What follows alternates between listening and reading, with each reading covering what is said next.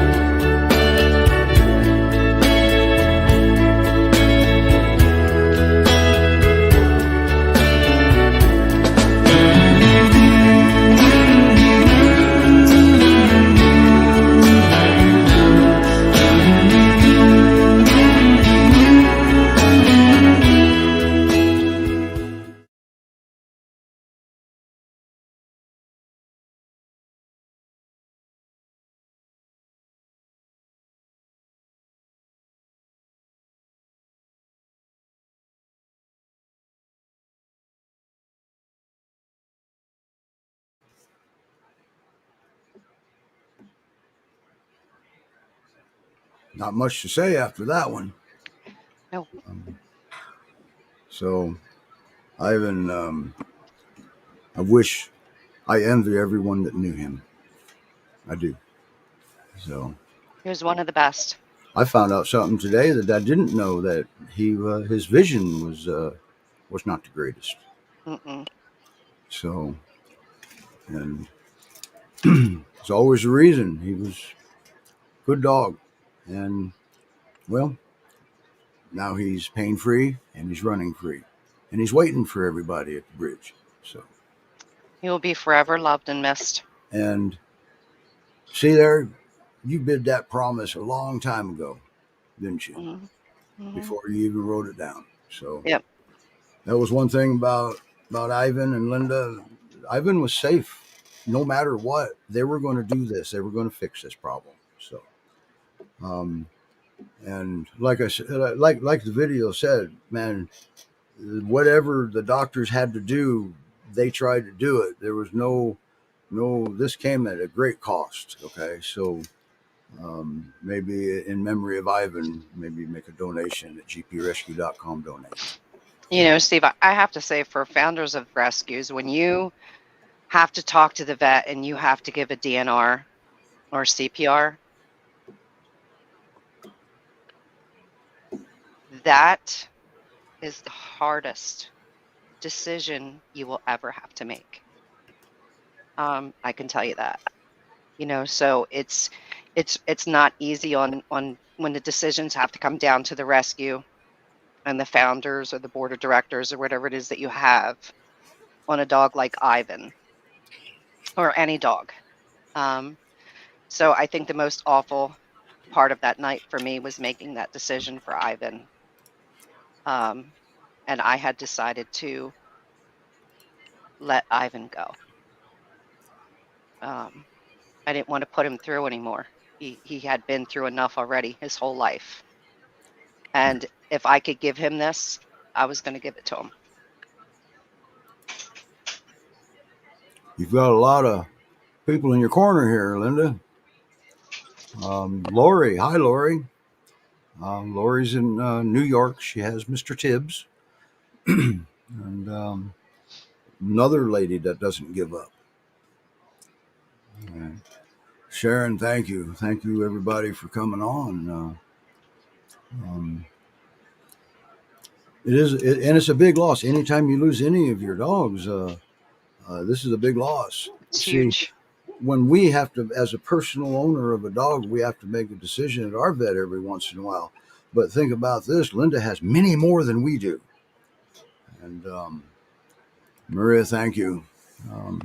I just want to say, Linda, throughout Ivan's time with her, many times she took out of her own pocket to make sure Ivan had what he needed. Make sure that his vet bills were paid and that he had the medications he needed. And that's what we do here. That's what Linda does here. That was her dog. Rescue, remember the video said there was no funding. Came from somewhere. Came from her and Ken. Thank you, Ken. Thank you, Linda. So now, thank you everybody for coming on. Gloria, I haven't seen your name in a while out here. But thank you everybody. Gloria, it's great to see you out here. So we do have a very good show coming up here. And we want to just moving on. Are we moving on now, Linda? Yes. Let's go on a happy note. Okay? Yeah. Yes. All right, here we go. So everybody remembers last week, Buddy and Snowflake. Okay. Does anybody remember where we left off? We left off in Glenn's sleeping quarters. Okay, and Buddy and Snowflake's on the beds. But Glenn was cozy. He said that. And they were saying goodbye to the Scott Shady Court Motel. And if you remember right, Buddy and Snowflake rated it 5 stars. Okay. So I think what we're going to do is just pick up right where we left off, aren't we? Yes. So remember I told you everybody there was a part 3 to the videos, and here we go.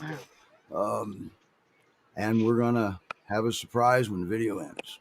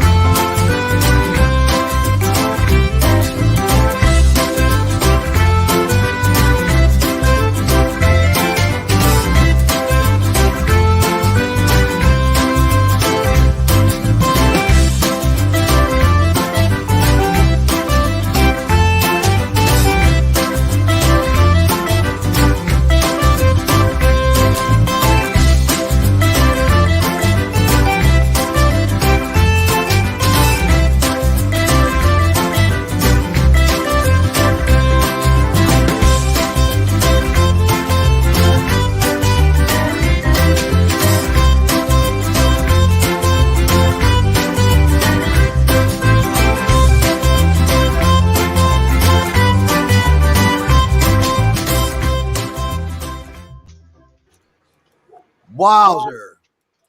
Look who we have here. Who do we have here?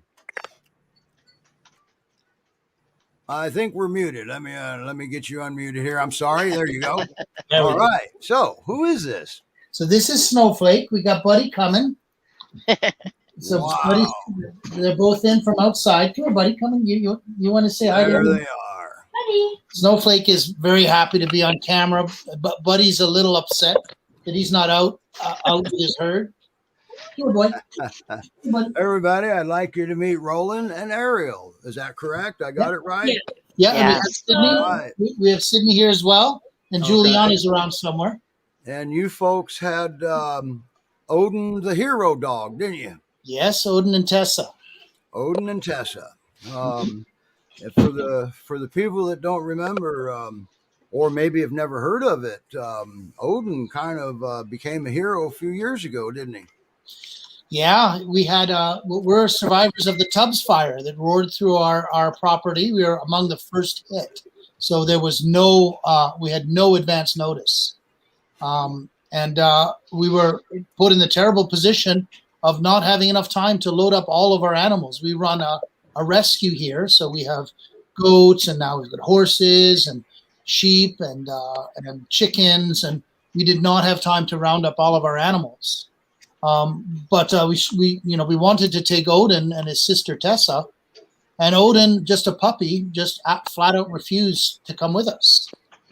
And time was so pressing, we had to make the terrible decision to trust him and leave him with his goats. And surely we did.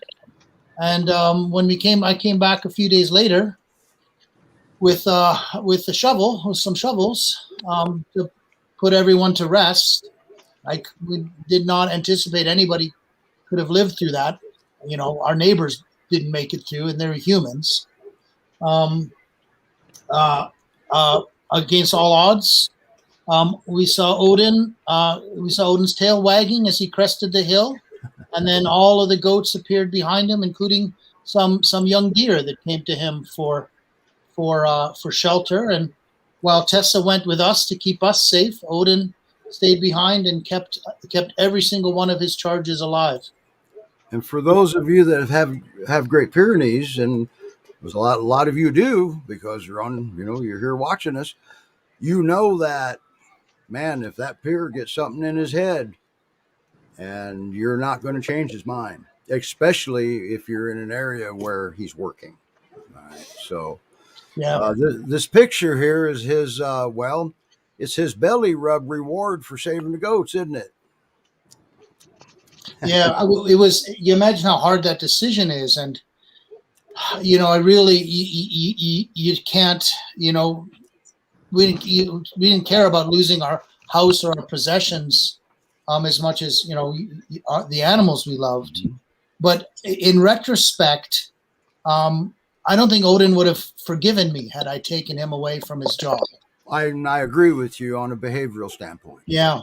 It would have.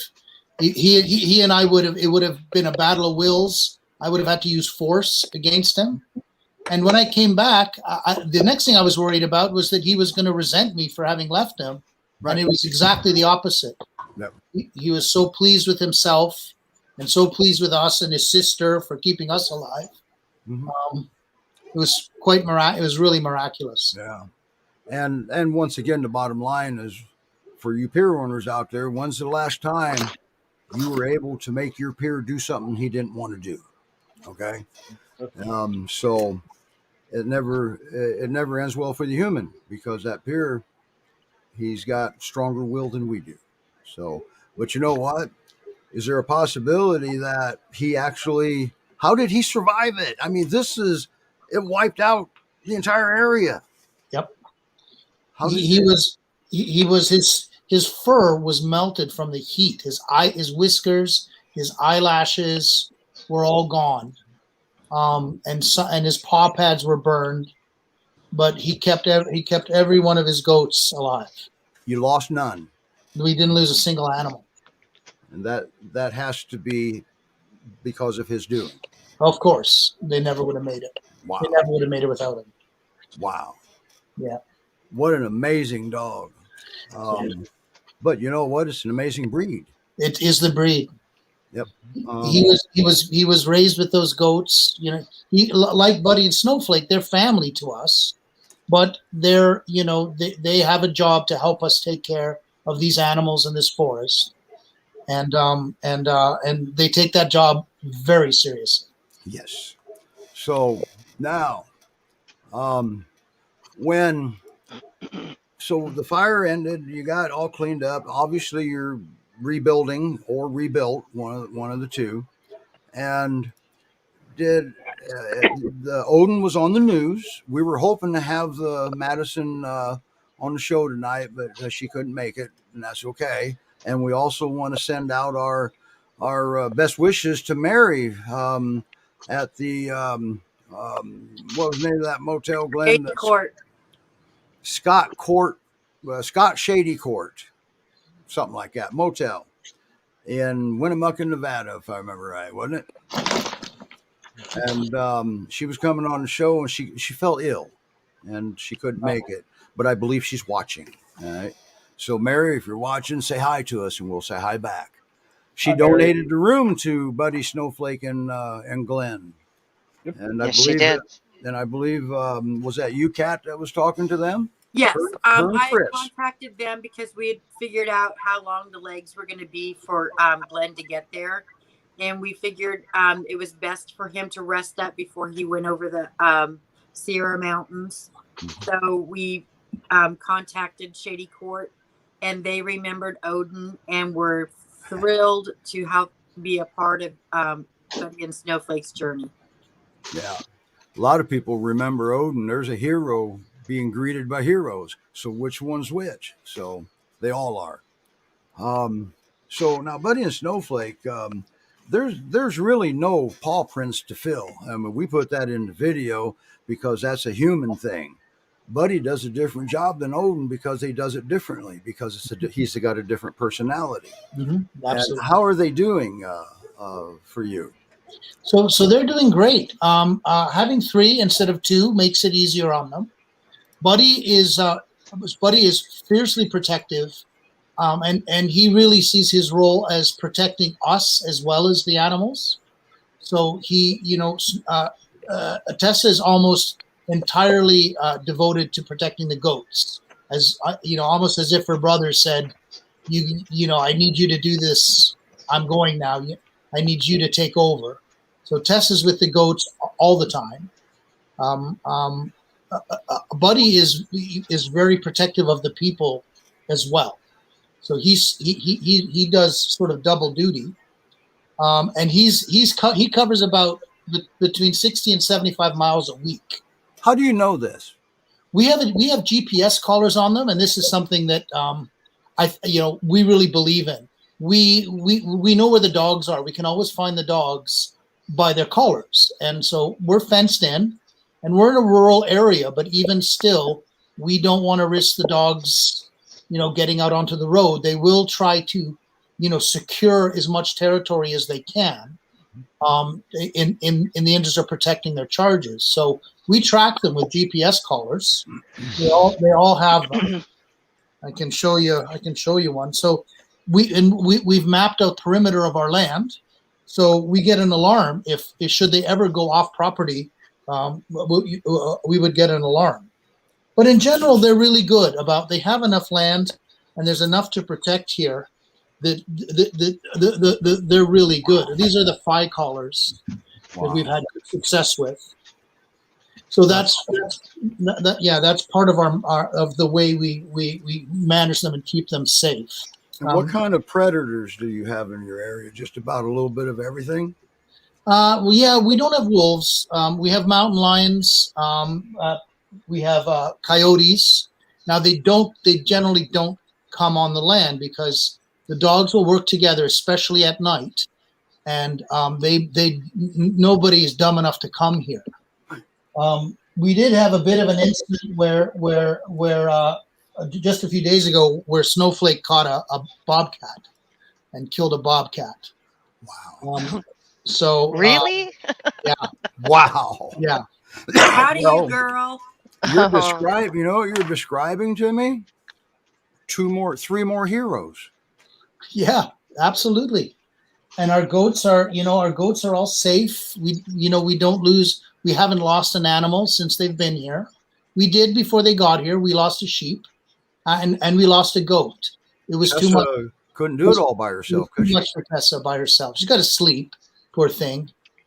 Yeah. So these two work together at night. They're all three of them are out. All four of our dogs are generally out at night, or at least three. Snowflake is out at night with Buddy, and they take up different positions on the land, and then you can hear them signal to each other. And sometimes somebody will have a real threat, and you hear a change in the bark, and you can hear all the other dogs rushing in that direction. Yes. So really, God help any predator. Okay. Come here. So Glenn comes up from Missouri, and he has an adventure at the motels. He gets to sleep on the floor. Dogs get to sleep in the beds. So now he gets to your place, and you were very accommodating to him, I hear. So we kind of left a cliffhanger a little bit last weekend, Roland. The burning question was, where did you put Glenn up when he got there? So maybe I shouldn't word it that way. Where did Glenn decide he wanted to sleep when he got there? Because we're going to share the screen here with Glenn. We're going to let Roland and Buddy take a break and Snowflake take a break just for a second here. You're still up though, Roland. So we have a cliffhanger. So describe to us, first of all, did you get lost getting there? No. Directions were exceptionally well. I was able to drive right up to their location, and Ariel and Roland met me right out at their front gate. It was a good trip. It was a little sketchy at one point. As I was coming down out of the mountains, we came through an awful lot of a snowstorm, and the highways were coming to a halt for a while, but we made it through. Wow. In California, or was that back in Wyoming? That was before we hit California. Okay. Nancy wants to know, how long did it take for them to work well together with Tessa? I think we're going to get into that here pretty soon. Nancy, that was one of the questions I had asked earlier too, before we went on the air. So, but anyway, go on, Glenn. But got there, was very accommodating. It was like we had known each other for a long time. They welcomed me with open arms into their place. We started just walking up the driveway to start looking at the property. And it was really amazing. The very first time that Buddy and Snowflake saw the goats, you've got to understand that Buddy and Snowflake were working dogs. But they took care of llamas, alpacas, turkeys, chickens, guineas. They had not had any goats. But when they first saw the goats, they walked up to the fence, and the goats came right up to them, and it was an immediate bond between all of them. The goats knew what Snowflake were there for, and Buddy and Snowflake knew what the goats were. It was just instinct. Wow, that's actually kind of cool. It was very cool to watch it happen. I mean, you could just see the trust already built in there. That's amazing. That is amazing. And now, en route, now you were in contact with somebody so far as how things were going and what was going, and was that Kat or Linda or? Was both of them along the way. I kept trying to, I couldn't actually do a lot of live feeds. I had lost my partner to help on the drive, so I was driving by myself, but had to make stops with the dogs along the way and for myself. So I tried to keep updated on where we were going and what we were coming through, and just try and document the progress as we were going through. Were you on the schedule you wanted to be on when you got there? Yes. Nice yes. work. Okay. The way it got planned out, I didn't know. I had a little bit of a delay, like I said, with the snow, but we pretty much kept right on the routine and arrived pretty much when we were expecting I'd be getting there. Awesome. All right. So go on. I still want to know where you slept. Well, after we got used to it, I was there a little bit early in the day. Got to see how they were set up on the farm, and we were looking around a little bit. And Roland and Ariel were quite hospitable. They welcomed me into their yurt, to sleep in there and all. But I was there to be with the dogs, to get them acclimated, to make sure that the transition was well. I didn't want to introduce them the very first night in with Tessa and the goats. I wanted to give them a little bit of a breather on it because we had a long trip. So chose the first night. I took Buddy and Snowflake, kept them on a long lead, and we walked up into the hillside and laid down a sleeping bag, and we slept in among the redwoods. There you go. Gave them a among chance the to redwoods. get used to the smells and the sounds. We had a few visitors come in during the middle of the night. Both of them went on alert, warned me, basically surrounded me, so that I was safe during it. Was very uneventful. Once they made known that they were there, nothing came in close. So what Glenn had done was, some of you that's been watching us early on, if you remember, we had Natalie Thurman on early on from Northwest Guardians, and she had a question, and part of the answer was that you have to train these dogs to do this. All right, that's what Glenn was doing. He kept the familiarity. He was the familiar person because you had them 5 months, 6 months, and Roughly. yeah, and you were the familiar person. All right. So them warming right up to the goats somewhere in their life, that maybe they were around goats before. We don't know, but not at that last farm. Right. But but it wasn't the first night. It wasn't. I mean, you were there 2 or 3 nights, weren't you? So go on. I was there a total of 4 days. After we got up the next day, we made our rounds. We had breakfast. We started exploring, and at that point, we had taken the dogs out into the goat fields. And one of the very first things the dogs did is started walking the perimeter fencing. Okay. They started finding the boundaries. They started sniffing out anything that had been coming in during the night. They were remarking what was going to be their territory. So it was just a day of letting them unwind from the trip, get used to everything that was going on. There was wonderful people throughout the whole place. Everyone was, just very accommodating and very loving of Buddy and Snowflake. And they were a little, not apprehensive, they were a little on guard on each new person that they were meeting, but it worked out really well. When it came down to, the second night, again, I was offered, the dogs could come in with me, they could stay outside, I have a comfortable, place to sleep in the yurt. And I thought that it was, time to do the next step. So, I made sure that, Roland was comfortable with what my plan was going to be. And this time we went out in the middle of the field, and I laid down a sleeping bag, and Buddy and Snowflake slept next to me. We were in among the goat herd, and the goats just pretty much, surrounded us, and the dogs would every once in a while get up and check on smells and noises, but they always came back to stay next to me. They were still guarding me as much as they were guarding the goats, but it was just the next step of getting them used to what went on at the property. Get them used to being out at night with the goats. Right. For the folks that own the companion dogs, excuse me just a second, Glenn. Sure. This is a different life. Okay. Now, this is not a bad life. There's a lot of people that misunderstand what happens on a farm. Okay. For Roland, for all practical purposes, you're a farmer, aren't you, Roland?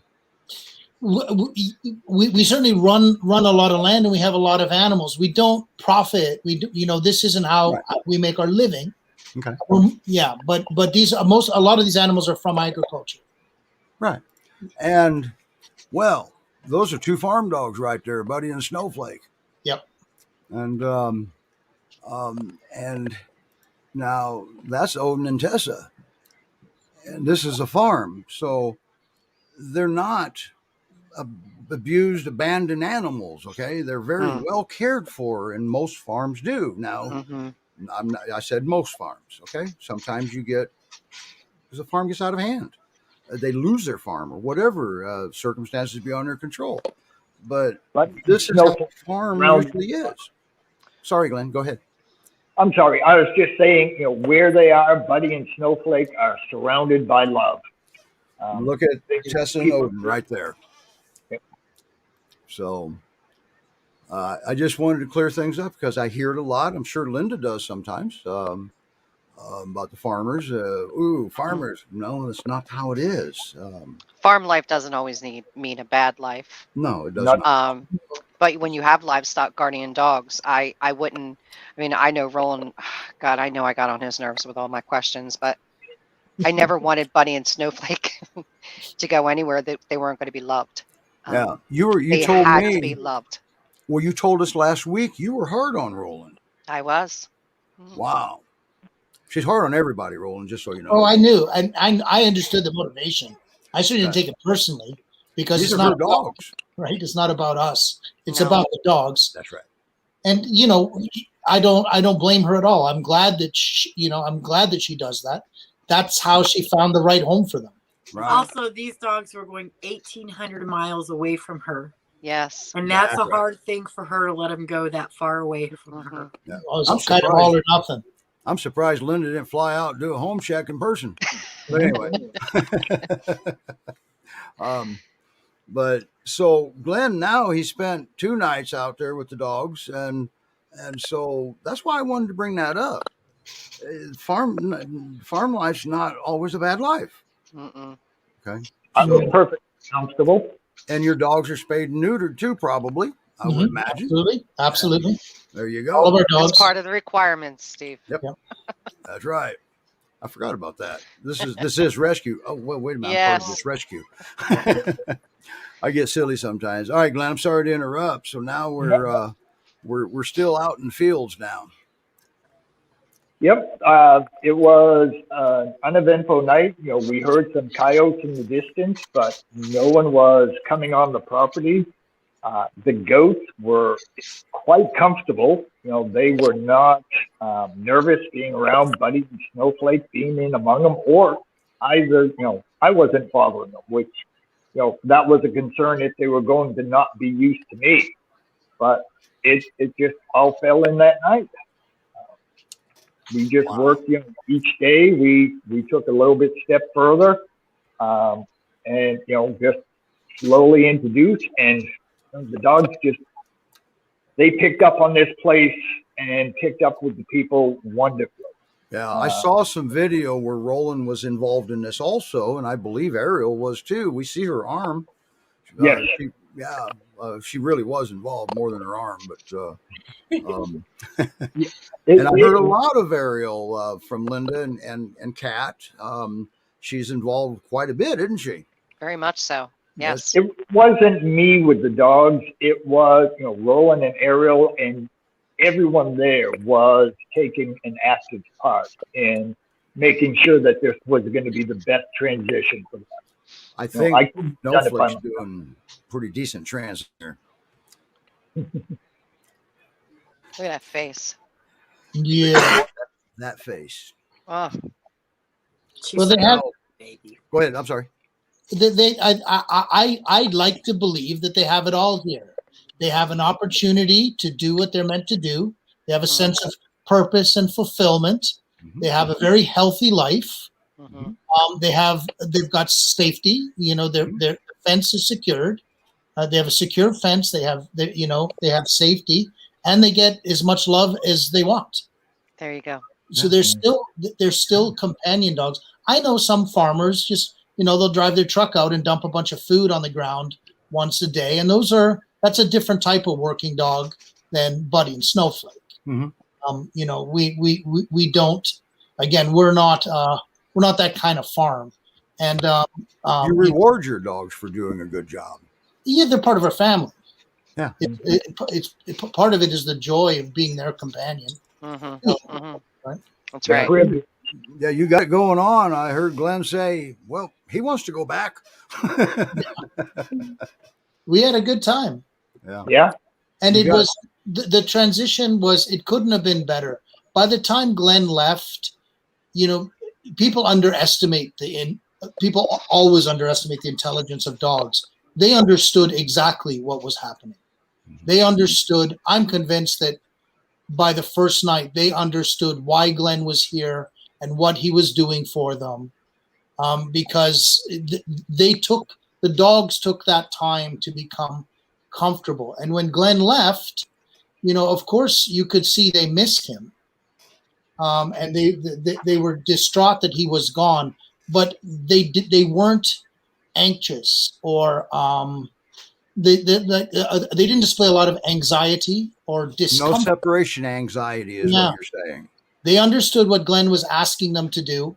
Yep. They understood what Glenn did for them, and they understood that this was their home now, and they had a job here, and you know, and they understood the intention in all of this.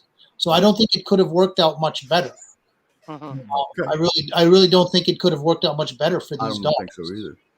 But can you tell a city boy what a yurt is for me, please? So we live in a round house. We lost we lost all of our structures in the fire. We had a big 5-story house. We replaced it with this round yurt. I don't know if we can. I like this house better than any I've ever had. It's all hand built. Like a giant igloo? It's very much like a giant igloo. Okay, there you go. And yeah, we love it because it's everything we need. Actually, I knew what a yurt was. My wife had asked me when she was reading the story. We live in a cornfield.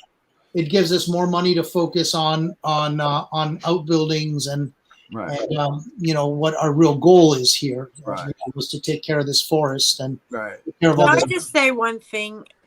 The Sure. one thing I loved about Roland and Ariel was that the first thing they did after the fire was not to secure housing for themselves, but to build a well so that their animals had water. Yeah. And the fence. Animals. And their fence. And their fence. Yeah. Yeah. That yeah. And then we have people that, well, they got to surrender their dog. Never mind. I won't go there. And that's the kind of people you want to rescue your dogs. Adopt your dogs. Absolutely. Just like Roland and Ariel. Absolutely. I agree. Now, you mentioned that the farm is not your income. So what supports the farm? I'm an electrical engineer. So I still work. I came to Silicon Valley to work in the Valley at high tech. So I still work from home, but we have a number of people who live here.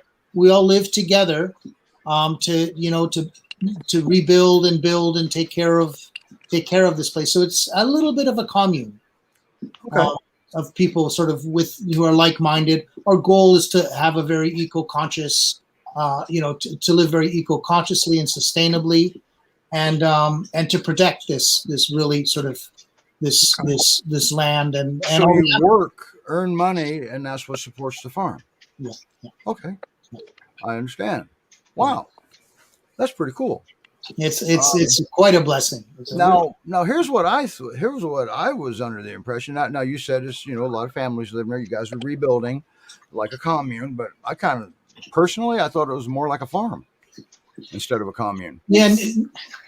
It's more of we call it Avalon Woods. It's more of a sanctuary because almost all of our animals are rescues, either agricultural rejects. We have a few 5 hens that we rescued from a industrial factory farm in Idaho. And they came to us. They were in such bad shape, but we do a lot of rescue. A lot of our goats we got when they were just a few days old at a local auction. And at those auctions, what they do is they if it's a male goat doesn't produce any dairy, they take them away from their moms just right away. They don't, supply them with any food or water or milk, because most of the time what happens is they go off to auction, and so there's a lot of rescue here. Wow, there's a lot that goes on there. Yeah, there is a lot. So Wow. it's more of I like to call it a sanctuary for animals. Okay. All right. So, wow. And I don't have a banner for your website. I did not realize, but there is a link that Reagan had put in one of the groups. I did not know this.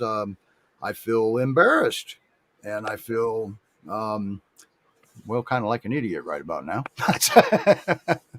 So, where do we now? Do you take donations in like a rescue, like what we do? Because we survive on donations. Okay. Mhm. Donations make everything possible, and then the Glens and the Cats and all of the volunteers, they all make it happen. And so you don't do donations, you just self-supporting. We're self-supporting, at least right now. Okay. We're self-supporting. We'd rather folks donate to organizations that we work with, like us. like you. Yeah, Goatland is an organization we work with. That's a goat rescue. Sonoma County Wildlife Centers who treat animals. So we work with other organizations, but for now, at least, we're self-sustaining. Right. And it really is quite sustainable. The goats, we don't feed the goats anything. Right. We eat all wild food. Right. The dogs are the biggest expense, but the dogs are helping us. Without the dogs, these animals wouldn't be safe. Right. Now, when Snowflake when Buddy and Snowflake came about, you were actually looking for dogs, weren't you? Mm-hmm. We were. And I think this is where Linda will be coming into play a little bit here. Do I remember hearing that you were looking for puppies in the beginning? We did, because that was a formula that we knew. We had raised Odin and Tessa with the goats, so they were, we would spend a lot of time with them, but we wanted them to understand that their primary bond was with the goats. Right. And that was your safe zone. Yes. You knew what to do. Right. But now here's a rescue that's got a couple adult working dogs that are already experienced. Wow. That's right. So how did you convince him of that, Linda? I'm sorry, Steve. It's raining so hard I can barely hear what you Okay, said. never mind. I'll tell you how to convince him. Well, actually, I was the one that contacted Roland about the dogs.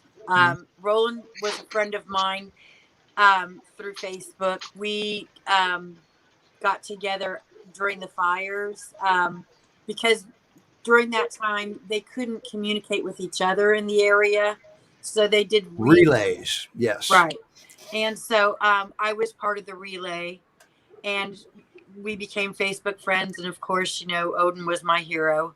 So when I found out that Odin had passed, I contacted Roland and said, hey, I talked to Linda. Actually, I called Linda first, and I said, hey, Linda, do we have any puppies that we could help Roland with? And she said, I don't have any puppies. And besides that, the whole goal was to get help for Tessa right away. So Linda suggested Buddy and Snowflake. And so then I contacted Roland and asked him if he would be interested in adult dogs. And then I hooked Roland and Linda up. And from there, Linda can take it.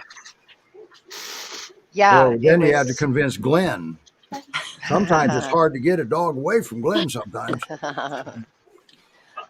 Yeah, it was when Kat contacted me about Roland and Ariel needing livestock guardian dogs. I mean, I'll just be honest. I was just like, there's no way my dogs are going to California. That's just way too far for me. I need them closer to me. If it doesn't work out, how would we get them back? So I had so many worries. But after speaking with Roland and Ariel, I mean, I was just so comfortable with it. I knew it was the right place for them. That's yeah, and that's stuff you learn. Okay. Yes. That's why Linda handles all the adoptions personally. Yes. And because her return rate is nothing hardly. Her dogs are still where she put them. And, 1 out of 250. 1 out of 250. Okay, so let's see if we can get that to 1 out of 300 here before the year's over. Oh, I think we're pretty close. Yeah, I think you are too. So Roland, Roland, now you're taking somebody's word for the fact that these are trained LGDs. Did that enter your mind at all? That they could be maybe not as good as we thought? Maybe like, well, we were worried about Tessa doing her backflips in the motel. I was starting to get worried. I mean, Snowflake. It felt right from the beginning. You go with your gut a lot, and it felt right. It felt right. They felt like the right match. They needed, it felt like it was just meant to be. And Linda did put us, put us through the ringer. And the whole time I was thinking, I'll flatter ourselves a little. I was thinking, I don't think you're going to find a better home for these dogs. And at the same time, you're thinking she may not give me these dogs. No, because I knew she could. The more she dug, the more comfortable she was going to be. How could she? Okay. Right. I think the more she dug into it, and our background and our history, she would it was easy to understand her motivations. Right. And so that's everything. She is committed to her dogs, which is exactly what we would do, and exactly what the dogs in her care need. And that's just it with her. She's not trying to dig up dirt on you. Not at all. She's trying to make sure her dogs are going to be cared for. Yeah, she's making sure that her dogs are going to be safe and fulfilled. And again, we knew, that based on her description of them, this was the perfect environment for us. They thrive. It's evident when you see them. Yeah. Rescues don't typically put working dogs out there. Right. So this had to be a learning curve going on in there too. And it is a hybrid. I think it's a little bit of a hybrid working environment because they are also companion dogs. Mm-hmm. And we're not here to force the dogs to do anything. If Snowflake decided she didn't want anything to do with the goats, we would accommodate that. She's our dog now, and she's she's our companion dog. And in fact, she doesn't guard the goats during the day. In the day, she takes the day off. Mm. And while she was getting used to it in the beginning, there was a period of time where she did very little to manage the goats. Buddy was all over it. We had trouble. We had to put salve on his paws in the early days because he was running his paw pads ragged. He was so committed to being out, climbing around the mountain with the goats. Right. And she just wanted to lounge, and that was just fine. Yeah. Now, one of the things Linda learned when she was doing her digging was Tessa. She wasn't doing well. Yeah.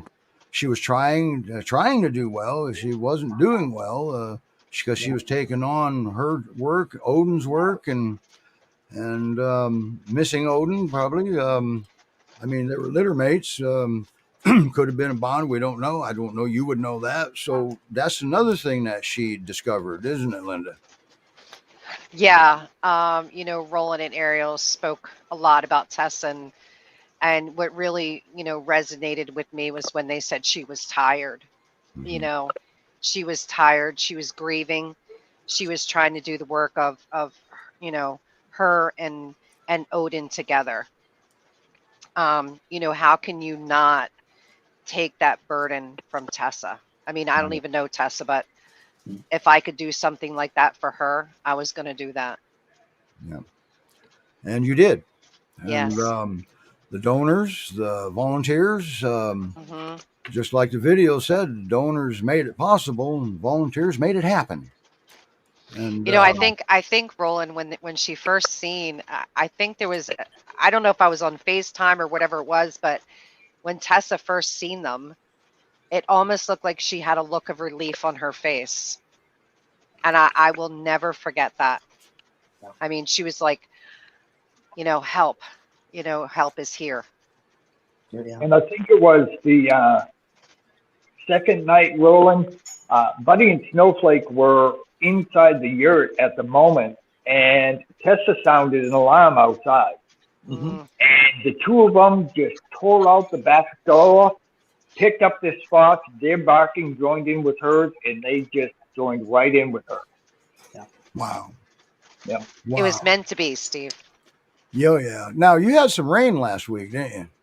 Yeah, and now we're in a And rainstorm. I asked for pictures, didn't I? Yes. Yeah. And you sent me pictures, didn't you? Yes, I did. Ariel did, yeah. And I said it didn't matter. These dogs, we get it. That is probably these two pictures right here are probably my two favorite pictures of Buddy I've ever seen. Yeah. Okay. Yeah.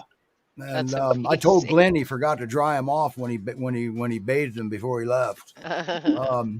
He's got an amazing coat, and anybody that has a pier, have you ever, the meme on Facebook where the dog's laying in the mud puddle and the little caption says "Next stop the sofa"? Mhm. Well, have you ever noticed that when your muddy pier comes in and kind of curls up, where you put him in the mud room or whatever, and then they wake up a few hours later and the mud's all gone. Yeah. They're kind of Self-cleaners. self-cleaning. Yes. So, And they have places to go for shelter. If they're out in the rain, it's because that's where they want to be. absolutely. Exactly. And if they need shelter, they'll take it.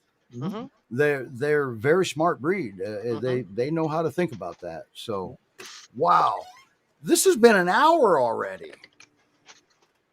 Yeah. Wow, ain't this something? When you said that, I got to bring this up because Natalie will laugh with us. You said that they are companion and working dogs. For sure. Usually, you can't have that. It's one or the other. All right. I don't believe that. And No. well, in a way, it is. I Some agree. of that is true. Okay. They're going to work first, and this is the reward for doing a good job. Yeah. You'll see that in France. So, The best way to have a working dog is to have a relationship with I agree. that dog. I Yes. agree. Yes. Working dogs should be leash trained also. I We're agree. going to get them to the vet. Yep. Mhm. So, wow, guys, we didn't get finished here. Glenn didn't get to tell us about the third night in the woods. Maybe you can come back on sometime again. We won't make you do it next week. We got some folks in a group that's really wanting their buddy back, and we may have to do that for them. Paul, you watching? Good buddy. So, but man, oh man, I don't know. There's no end to. There's no way to end this. There's no way to do this in an hour. No. Well, we can sure come back on and That would be folks amazing. can say hi again. That would be amazing. That'd be great. Yeah. Now, I think it's been fun for them. you've got an amazing. You haven't missed a beat on this internet. I know you're an electrical engineer, but everything burnt down up there. They were quick. I mean, how long did it take you to get in touch with the outside world? It was about a year before we had electricity, water. It was about a year before we were. How long before we moved back in? We were at at our in temporary the town. for almost 2 years. Yeah, it took a while. Wow. So Yeah. you've just been barely back a year. It was 4 years last week, wasn't it, Roland? That you Yeah, guys- it was 4 years ago. I thought it was 2017. Silly me. But we had to rebuild roads, Oh, yeah. water lines. And then there's rain that washes stuff out after there's no way to stop the rain from running off. Yeah. We had to rebuild everything. Yes. Wow. And plus, you're only at 900 feet. Mhm. You've got mountains above you. Actually, around here, around us were the highest point. Oh, the We have vineyards. that I forgot. advantage. You're right. You said vineyards. Yeah. Wow. Yes, Jill. 4 years already. Whoa. Man. And still a lot to go. We'll be building, forever. That's part of the life we chose out here. But you were building before the fires. So We were. That's right. all right. It's a lifelong commitment. Man, Roland, I mean, wow. Is there Linda, Glenn, Kat, is there anything we want to bring up? We had a kind of a cheat sheet here that this is just too exciting. It's going to take 2 or 3 more shows. I'm sorry, Roland. Do one of the shows when I'm out there in California and visiting them. Well, of course we will. That's why you're going, right? And I Hey, want to I'll thank send, Roland for always keeping me up to date on the dogs too. I really do appreciate that. Yes. Yeah, I know And I'm that's glad that Snowflake's doing better. Yeah. Yeah, we had that one incident. Yes. And everybody that's watching, you can follow Buddy and Snowflake at facebook.com/Ode to Odin. We're streaming there right now. You going to let us continue to stream there, Roland? You bet. All right, thank you. And we promise we'll be nice. All right. Thank you We so much. owe you a debt of gratitude. All of us here, Buddy and Snowflake too. So. Man, you guys have just done some amazing things out there, and you've been through hell and back, and you're still doing it. You haven't. It's almost like you didn't miss a beat. Well, we didn't lose the animals. I mean, you didn't lose any animals. So We just where picked up. were the animals those 2 years with you when the fires went out? They were in a sanctuary for a while. Another sanctuary stepped up, and they stayed at Goatlandia, where they had their own sort of pasture. But and that was a godsend. That allowed us to get back. But they belonged. Can I just ask you really quick? Didn't the fawns stay at that sanctuary too? No, the fawns dispersed. The fawns dispersed. We didn't find a single downed deer on our land, which was bizarre. The roadways were littered with upturned rib cages from. I saw a picture of a snake coming out of the burnt area. Yeah, it was the devastation to the impact on wildlife is really hard to imagine. But yet Odin brought your goats through it. Yeah, and some fawns. Some fawns came to him, and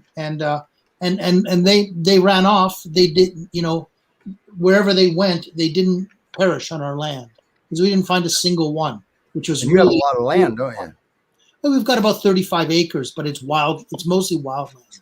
Okay. It's dense forest and redwoods, and Wow. it's pretty densely forested. That's amazing. That's just, I just wish I could be Glenn's co-pilot, but it would take me a couple of days to get to Glenn. So, Roland and Ariel, thank you so much for everything that you do. Thanks, guys. Thank you guys very are much. doing good things up there that a lot of people don't know about, like me. I mean, And Roland, you have a Facebook page also, correct? Yeah, we do. Avalon Woods has a page that we sort of update. Yeah, but for us, it's a labor of love. This is, it's a very fulfilling life. I'll certainly say that. Keeps you busy, and it's really we don't spend a lot of time promoting. Most of that time we spend with, we're spending with the animals and caring for the animals. so you're one That's with great. the animals. This is what you're doing here. And the whole forest, right? That's amazing. Forest. Yeah, my kind of And people. Glenn got to be part of that. Yeah, he fit right in. So that was his Yeah. sleeping quarters. Better. We all sleep in tents here, one way or another. That's awesome. That's just so amazing. Wow. I tip my hat to you guys. Okay, I really do. You guys do great work, and this is a rescue saying this. Okay. Yeah. And Of course, same to all of you folks. The care that you know, the care and commitment to your rescues is just exceptional. We're just so glad to be part of it. And this, I think, this really is why we do this, right? This is why we all do this, is for these kinds of opportunities, and everybody wins. I mean, absolutely everybody wins. yes. So Well, you're all about the animals. We're all about the dogs. We can't go wrong. Yeah. There's you know, I don't think anybody ever, at the end of anybody's life, they never regret the kindness they showed to others. So Yes. I will. Next time you come on, and hopefully it'll be soon, but you got to be able to have the time yourself. I understand I know you're very busy. You're an electrical engineer. I used to be an electrical contractor. Mhm. All right. So we will be more prepared. I will have your website up on a banner. I will have your Facebook on a banner for you. I just really kind of knew about the page we're streaming to, and that one that's scrolling across the bottom now. So the Ode to Odin, and I followed. I can't remember who told me about that. I knew about that before I came over to this rescue. Oh, Steve Harvey. I forgot about that. Did he get bit before Odin left there? I gotta know. No, he didn't. Well, he was getting close there on camera. It was, and Odin was still traumatized. We were days out of the fire. He showed great restraint. Man, he's a good boy. Odin's such I'm a behaviorist, and I'm watching this. I'm watching him. I'm watching your actions too, and I'm watching Steve Harvey knows nothing what he's got going on here. and he was clueless. Yeah, no offense, Steve Harvey, in case you're watching. I might be in trouble. You know that, Roland. he was visibly intimidated by Odin. Yeah. Yeah. Well, yeah, because he kept intimidating Roland. Odin flooding him. Odin. Yeah. Odin was afraid of nothing. He was no other dogs. Right. He was absolutely without fear. Where did you go for that set? They flew us to Georgia? no, it's in LA. Oh, no, okay. they flew us. We drove to LA. I had one pair of underwear. We were right out of the fires, wearing donated clothes. They're and farmers, okay, folks? Yeah. We showed up at this hotel where they had a room for Odin, or they had this Odin's in this, we're in this room, this hotel room that's $2,500 a night or something ridiculous like that. And we're covered in goat poop and soot. You left a good impression. They parted all the beautiful rich people so we could watch. It was quite a experience. Oh God, I wish I could have been there with a camera. There were people on that show. If you didn't include our land, there were people in the line for the hotel room whose sunglasses cost more than everything we owned at that time. Yeah, you're probably right. And because that's wow. And why did Steve Harvey say he wanted to have Odin on? For the exposure for Odin, or to expose what you do? They have a human interest. I guess they have a feel-good human interest spot that somebody saw Odin's story. Okay. We were written up in newspapers in Shanghai. Right. Madison, the Sacramento paper with Madison. I can't remember her last name. Kat. Wade, thank you. We had contacted her. She apparently schedules clashed, but we're going to try to get her on. And let's see her again. She covered Odin extensively. Yeah. By the way, a local Dayton TV station out here in Ohio covered it too, because I told them about it and they aired it. Yeah. So he made it. Everybody that owns a Great Pyrenees knew about Odin. Yeah. How did you not know about Odin? Yeah, it was part of the Great Pyrenees community. Everyone knew Odin. So he made it around the world, I'm sure. He did. Yep. So All right, guys. Thank you so much for 10 minutes overtime. Thanks, guys. And we can't afford to pay overtime. Sorry. Thank you very much, everybody. Man, there we have it. Man, what a show. Sheesh. Thank you guys for coming on. And man, Kat and Glenn, boy, you go out there. I'm going to have to send a little bit of equipment with you now. Well, hey, man, he's an electrical engineer. I shouldn't have to send anything. Yeah. So, next week, we don't have a clue what we're going to do we? Okay, there you have it. So, and it's a lot of fun now. Tune in. Tune in. Absolutely. Tune in to We Have No Idea. You had to tune in to find out where Glenn slept. Okay. And thank you, Jill. Jill's been giving us a lot of nice comments throughout the show. Yes, she has. Thanks, Jill. And so has Lori. Everybody has. And Sharon and Nancy. Nancy is the greatest. Everybody's the greatest. And thank you guys for watching. And we hope you continue, because we're not going to stop this. Not that I know of. Boss lady hasn't fired me yet. Anyway. Not yet. I better wash my mouth here. All right, everybody. Next week, 8 o'clock Central Time, 6 o'clock. It's a surprise. 6 o'clock, Buddy and Snowflake time. All right. Bye, everybody. All right, Have guys. a good night. Good night.